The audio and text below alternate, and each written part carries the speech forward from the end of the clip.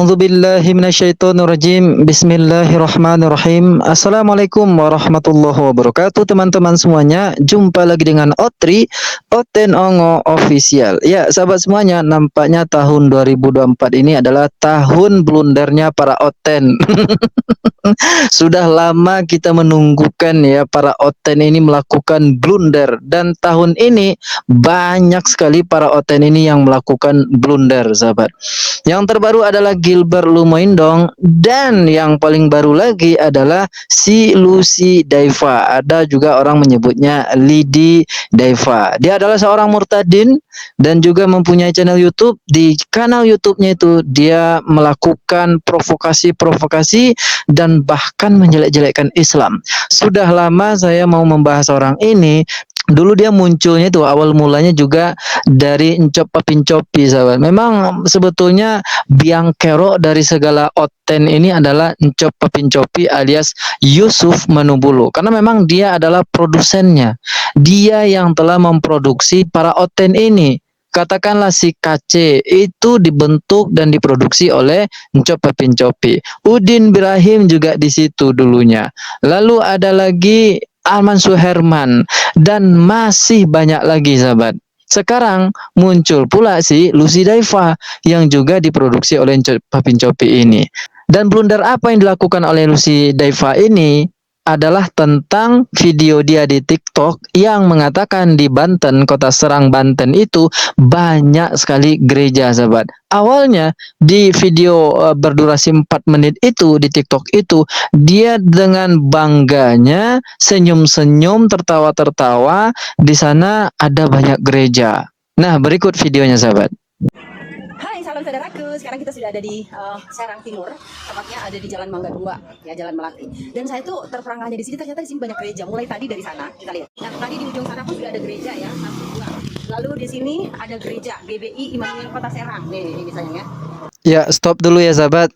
Karena lucu aja menurut saya. Ada juga orang yang percaya ketika dia mengatakan di sini banyak gereja 1, 2. Nah, ini lihat ya kawan-kawan, lihat ya sayang ya. Itu kan rumah Ongo. Siapa yang percaya itu gereja? Berarti orang tuh lebih ongok lagi, sahabat. Rumah-rumah kecil dijadikan gereja. Nah, itu pun gereja. Nah, nanti kita akan melayani di sana, di lantai 2 gerejanya. Lantai 3 dan 4 kayaknya kos-kosan ya. Nah, ini adalah gereja Sungai Yordan. Nah, nanti setelah ini siang nanti kita akan melayani di belakang sana. Ada GPPS Gereja Pentakosta. Nah, di sana juga ada gereja. Yang saya mana? Di sana GSJA, GBI, ini juga GBI. Nah, yang sangat saya terperangah ini Kota Serang loh ya. Kota Serang kampung saya loh. Oh, kamu tadi Pandeglang. Nanti tanggal 14 ya. Nah, saya stop lagi ya, sahabat, karena ada yang mengalihkan pandangan saya, si Kosim tuh. Anda tahu si Kosim ini? Ya, ini adalah kumpulan orang-orang Ongo super lucu, sahabat. Lucu karena mereka ini berbohong, bohongnya ketahuan. Sudah sering gitu ya. Dulu si Kosim ini mengaku dia pernah melihat Tuhannya tingginya 3 meter, sahabat. Akan bohong itu. Kalau ada umat Kristen yang mengatakan itu tidak bohong, berarti itu Oten, sahabat. Karena umat Kristen pasti mengatakan itu bohong. Karena gambaran Tuhannya di dalam Bible itu tidak ada ayatnya mengatakan Tuhannya itu tingginya 3 meter. Lalu di Islam, dia juga pernah ngaku Islam si Kosim ini. Dia juga dulu ngakunya pesantren, pandai mengaji, tapi ngajinya amburadul, sahabat. Itu sudah sering kita bahas ya. Ya pas lah ngibul dan ngibullah ini ngumpul. Ngibul laki-laki, ngibullah perempuan, sahabat. Lanjut ya. kita nanti tanggal 14 mau melayani di kampungnya dia nih, yang dia terbuang bertahun-tahun, tapi sudah mulai ini ya, mulai berbunyi, mulai baik. Itu semua karena kebaikan Tuhan. Jadi saya bilang tadi, kalau kamu murtadin lalu dibuang sama keluargamu, tetap berdoa. Ada masa di mana mereka mempunyai pemulihan, mendapati pemulihan yang dari Tuhan, bukan datangnya dari kita. Dari kita itu tetap berdoa, mendoakan dia. Mau kamu dibuang sebesar apapun, dia tetap akan kembali. Ya, sok jadi motivator pula, ngibul lah ini, so. Ngibul. Itu cerita dia terbuang itu sama tuh. Si ngibullah ini, Lucy Daiva ini ya. Dia ceritanya juga itu tuh sama, menjelek-jelekkan keluarganya. Ketika mereka murtad, yang pertama kali mereka lakukan adalah menjelek-jelekkan orang tuanya. Sama, si ngibul, si Kosim juga sama. Dia dibuang oleh keluarganya. Itu terus disampaikan di publik itu ya. Udahlah kita stop video dia yang ngibul ini sahabat. Akhirnya ngibulnya ini ketahuan oleh masyarakat Serang Banten itu. Dikiranya masyarakat Serang Banten yang Islam itu dikiranya ongok sama seperti dia atau ongok sama seperti Oten. Ya dicek lah ya kan, terkaget-kaget masyarakat Serang Banten dibuatnya sahabat oleh dua ngibul-ngibulah ini. Nah videonya viral, muncullah yang namanya menyesal. Itulah Oten. Bertindak dulu baru berpikir.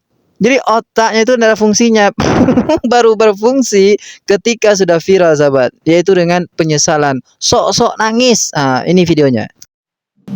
Assalamualaikum warahmatullahi wabarakatuh. Baca assalamualaikum pula dia sahabat. Akan menjijai kali nih Oten ini. Udah ketahuan, udah viral, baru assalamualaikum. Kenapa nggak baca salam saja ongok? Kan kau ini Kristen, akan buat saya marah aja dia. Saya kalau udah marah, pelet tupai saya kalau udah marah, rontok seluruh bulu badan Anda itu, seluruh bulu yang ada di badan Anda itu. Astagfirullahaladzim. Baca salam dia. Assalamualaikum kata Siongo. Siapa yang mau jawab? Umat Kristen. Umat Kristen mau jawab. Umat Islam dah jelas nggak akan jawab. Astagfirullah. Lanjut. Saya Lucy Daifa, pemilik akun TikTok dari k.lidi. Dengan ini menyampaikan permohonan maaf dan klarifikasi atas konten yang saya buat tanggal 7 April 2024, di mana pada saat itu saya sebagai pelayan datang untuk ke Kota Serang melakukan misi pelayanan saya di gereja KPPS, di mana saya diundang berkhotbah di sana. Lalu saya juga mampir ke gereja Sungai Yordan karena memang saya mengenal baik, dan akhirnya kami juga datang untuk menghadiri ibadah di gereja Sungai Yordan tersebut. Dan saya mau sampaikan di sini, di mana konten itu saya dengan sangat semangat karena pada saat saya mendapatkan info dari rekan saya Kosim bahwasanya di sana seperti yang Bapak Ibu sudah lihat videonya, saya mengatakan bahwa di sepanjang jalan ini banyak gereja. Tidak ada maksud tujuan apapun dalam konten ini. Yang saya buat adalah sebagai bentuk rasa apresiasi saya yang besar terhadap warga Kota Serang, warga Kota Banten, khususnya warga Serang. Bagaimana dari ujung ke ujung saya melihat ada tempat ibadah, dan saya saat itu berpikir itu adalah gereja, karena saya dapat infonya adalah gereja. Saya merasa bangga dan merasa luar biasa senang terhadap apa yang saya lihat. Namun ternyata Bapak Ibu Saudara, apa yang saya lihat salah dan yang saya dengar salah. Jadi mau saya sampaikan di sini bahwa itu bukan gereja, Bapak Ibu. Ya, jadi yang saya sampaikan gereja banyak di mana-mana itu salah. Itu bukan gereja.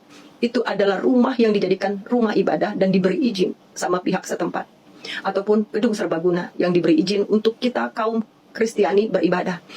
Hebat ya. Sudah enak-enak menipu, ketahuan nipu, pura-pura nangis. Pura-pura nangis sahabat. Memang Oten kalau nangisnya kayak gini, nggak akan pernah keluar air mata. Tapi nadanya itu kayak orang tersiksa.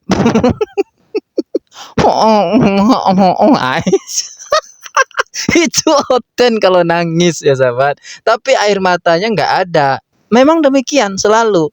Sekarang baru nyesal melakukan kesalahan, bahwa kemarin itu salah. Jadi dia nggak recheck and recheck dulu, nanya-nanya dulu, betul nggak ini gereja?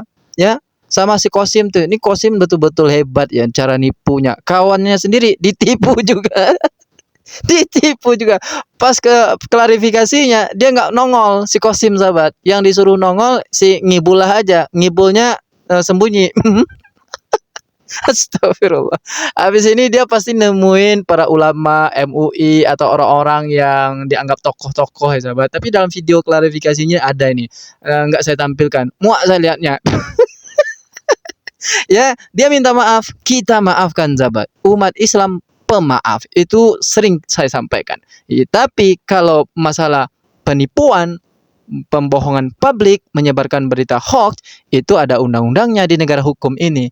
Tentu secara hukum harus tetap diproses. Nanti video-video dia di channelnya yang kontroversi itu, yang menjelek-jelekan Islam, menghadirkan orang-orang yang berkesaksian bohong, banyak itu sahabat. Nanti kita kupas ya, karena dia sudah melakukan blunder. Assalamualaikum warahmatullahi wabarakatuh.